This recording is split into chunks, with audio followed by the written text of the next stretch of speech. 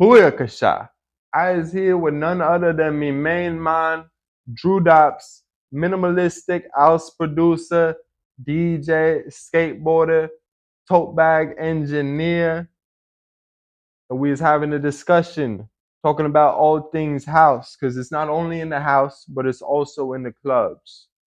All right, so check it. What is subliminal house? Yeah, so minimal, it's kind of like a subgenre of house, which I know house covers a broad range of sounds, but it's more so like rhythmic and vocals are kind of sparse and minimal. Kind of like a subtle sauce. It's like jazzy and snazzy. It sounds old school, but at the same time new school. So that's why I really freak with the sound. It's like fresh but classic sounding. If that makes any sense. For real.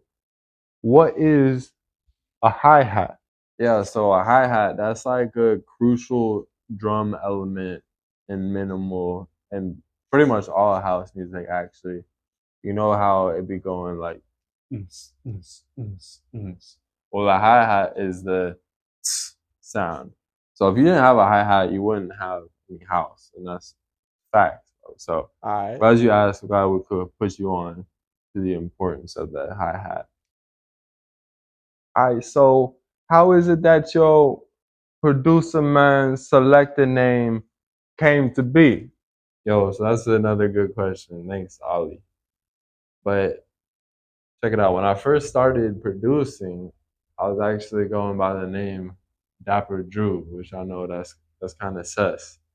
But you know, as I progressed, I realized that Drew Daps kind of goes harder.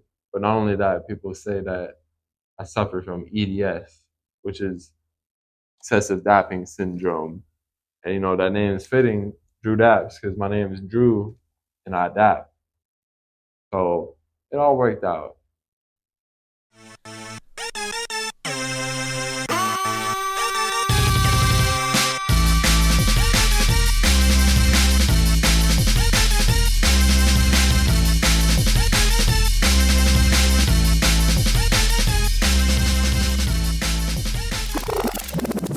So I've been following your productions for a long while, mate. But I think my favorite release of yours has to be the saxophone spliff that you rolled. So my first question is, why is it that you didn't hit me telly when you first rolled that bugger? And my second question is, after you rolled that masterpiece, did you start including live saxophone into your DJ sets? Yo, that's love. I'm glad that you like the creative rolling. I definitely would have hit you up if I had known you when I came up with that one, but next time I got you. Oh, really? But as far as incorporating saxophone into my music, not gonna lie, I used to be kind of like a saxophone hater, but ever since then, kind of developed soft spot for the woodwinds.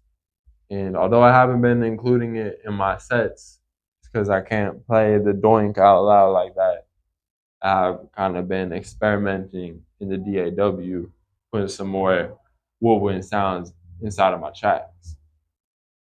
All right, so check it. I think the people want to know, bro, what is it that you got against Ableton? Does you really think that Fruity Studio has better programming to produce speed garage tunes and whatnot? All right, so to keep it a buck, I don't necessarily hate Ableton. It's just kind of like a inside joke at this point. All right. But I definitely do prefer FL Studio. I find it to be a little more easier, a little more user friendly, and like I can just bang out slappers with the quickness on there because it just feels more like a video game to me, whereas Ableton kind of feel like some tax preparation software or something like that. You feel me? All right. Hear me now, bro. I've listened to your tunes. I feel like it's the perfect soundtrack for a kind of elevator ride. You know, that kind of elevator groove. It's really got that elevator sound to it. You know what I'm saying?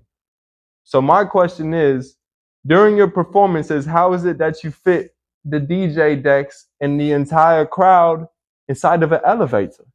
Yo, so I definitely know what you mean about it sounded like elevator music, and I actually get that a lot. So that's why I kind of started branding my music as elevator tunes, just kind of play to the haters. You feel me? But not that there's anything wrong with elevator music or even having a show in an elevator. Like I've never done that before, but you might just be onto something, my man. All I'm saying is when you're playing in the elevator, like where is it that blokes go to get some drinks for the muffs?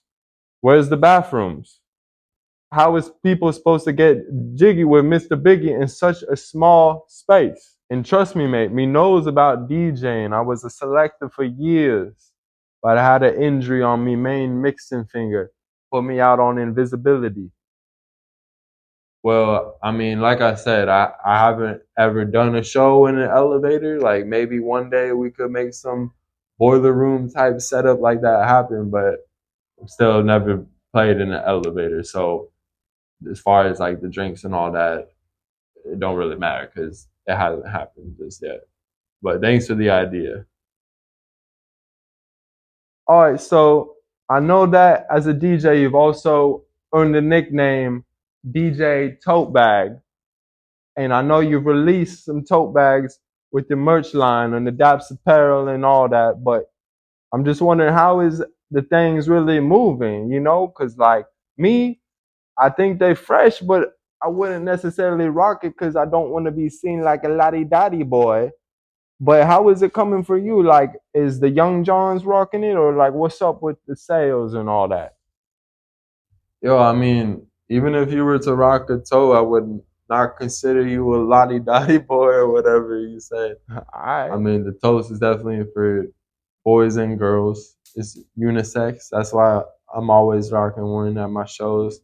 To be real, the toast kind of going crazy. I'm not gonna lie. At least every show, there's always some new heads that's joining the tote gang. That's kind of like the crew we got going on that's repping totes. Whether you're at the grocery store or just walking down the street, tote gang is out here.